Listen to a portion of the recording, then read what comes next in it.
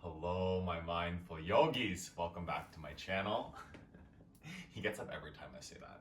We'll just go with it. So we're here. It is almost the end of 2020. The Christmas tree is gone. We're back to like just a normal living room. And we're gonna do a mini workshop. So I did a live stream on Sunday and I was doing like pose upgrades and just talking about different transitions and stuff. And one thing I have not done a mini workshop for is how to do flip dog into wheel, into high plank, into side plank, which is like an upgrade that can be added in early on in the practice, in the journey into power sequence. And a couple of things before we actually get to workshopping on that transition, okay? Number one, if you are not really comfortable doing wheel yet, like if wheel is a real challenge for you, if you still struggle, if you have wrist pain, if you can't quite get up into it and hold it for like, maybe 5 breaths comfortably, then I would say like check out my back bend mini workshop and actually build some strength in wheel pose before you try to do an advanced transition into the pose. And I'm speaking from my own experience. So I did a back bend workshop before I did teacher's training. I was only maybe like 4 or 5 months into my yoga practice. And there was 2 experienced teachers that were running it. And they got to the point where we were teaching flip dog into wheel. And I said, I can't do it. I can do wheel pretty well, not that well at that point. And they stopped the whole workshop, came and worked with me, the 2 of them, trying to help me get into it, help to guide my body into it. And we determined that I had shoulder tightness that wasn't going to allow me to get into that transition, okay? So I accepted that. And it wasn't until maybe a year later, even maybe a little bit longer than that I could really start to do this transition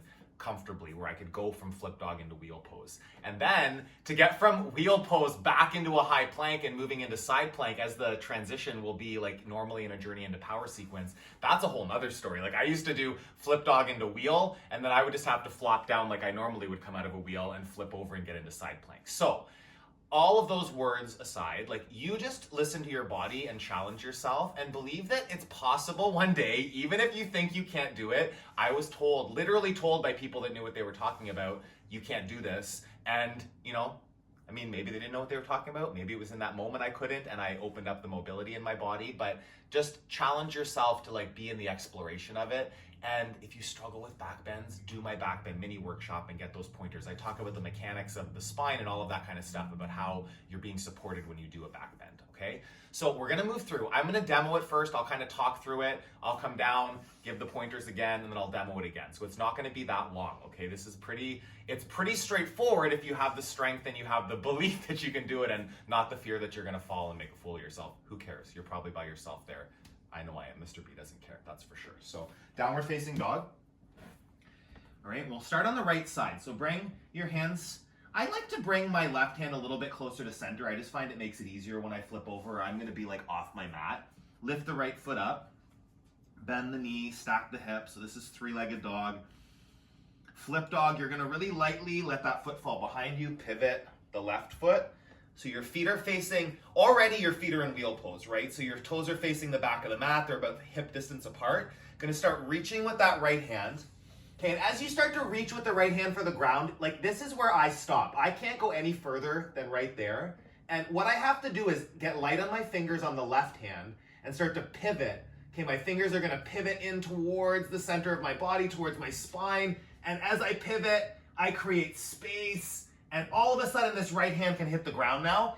And then, once the right hand's on the ground, I lift the left hand up and put it where it will be in wheel, okay? And then there, boom, I'm in wheel pose. So this is the way that we're gonna move that. Like, you have to feel that pivot in the bottom hand. In my experience, that's the way you create the space to get into this transition, okay? And then, to come out of it, like I said, coming out of it's a whole nother story. It's really like using core strength. You just start to lift that right hand up, and then bring yourself back over to high plank. And then from there you would transition next pose, side plank, right? So core strength is important in every single back bend. You want to make sure that like when you're hugging in through core muscles, through Uddiyana Bandha, you create this like airbag effect that supports the lower back. So through the transition, core, hugging in. And the biggest thing, so when you're in flip dog, your shoulder's in a certain point, and like the bone, I think it's called the acromion process or something. I'm not an anatomy genius, but whenever you're up there, you can't really go any further than this until you create this pivot, okay? And as I pivot my fingertips in towards the center line of my body, I open that up around that kind of little ridge on the top of the shoulder, and that's just gonna slowly like make a little bit more space for the opposite hand to get down. And then it's about like, once you pivot, you only have to pivot in maybe like a quarter turn, like, 15 minutes on a clock before your fingertips hit the ground. And then it's pushing into that arm that was extended to let the hand that was on the ground then get into place. And then you're in wheel pose. It just happens, okay? So I'm gonna demo it again on the left side.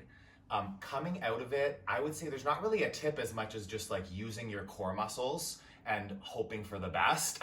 Even for me, it's still not graceful sometimes. If I'm kind of tired in my practice, that can just kind of end up being a flippity flop, and then I'm over in side plank, okay? So let's do left side and see if you can get it. You wanna do it with me maybe this time, and I'll talk through as we do. Left foot up, do the same side as me so the sides make sense. Left foot up, or just watch and then practice later. Moving into flip dog. So I'll bring the right hand a little closer to center again here, just making it easier to find the hand placement. Feet hip distance apart, parallel, reaching the left fingers like as far as I can. That's where I stop. I feel the impingement in my right shoulder. Start to rotate, fingers into center, lift them off, just rotating the palm. Boom, left hand on the ground. Reset the right hand and you're in wheel pose.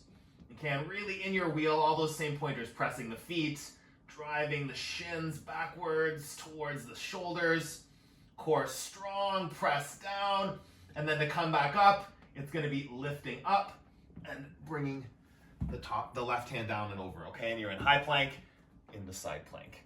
So really for me, the trick is the pivot. If you have another tip out there that you can give, please comment below. But it's about feeling that, getting out and around that ridge on the top of the shoulder to give your body the space for the extending arm to keep getting closer and closer to the floor, okay?